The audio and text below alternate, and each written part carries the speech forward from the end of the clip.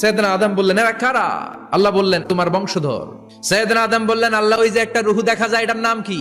এটা তোমার ছেলে দাউদ, সে দুনিয়াতে নবী হয়ে আসবে। সাইয়েদনা আদম বললেন, মাবুদ, আমার ছেলে দাউদের কত বছর হায়াত আপনি দিয়েছেন? আল্লাহ বললেন, মাত্র 40 বছর। সাইয়েদনা আদম বললেন, মাবুদ, এত ফুটফুটে সুন্দর আমার ছেলে দাউদ, মাত্র 40 বছর দিলেন কেন? আল্লাহ, আপনি বাড়ায় দেন, আল্লাহকে বাড়ানো যাবে না, লেখা হয়ে গেছে। সাইয়েদনা আদম বললেন, আমার 1000 বছর থেকে 60 বছর আমি আমার ছেলেরে দিয়ে দিলাম। আর আদম আলাইহিস সালাম পেয়েছিলেন 1000 বছর, 60 কমে গেলে রইল কত? 940 বছর পৃথিবীতে থাকার পরে মালাকুল মাউত চলে এসেছে, এসে বলল, জিইতু আন আকবাদা রূহাক, রূহ কবজ করতে আসছি। আদম আলাইহিস সালাম বললেন, রূহ কবজ করতে আসছো মানে? আমি বাঁচবো 1000 বছর।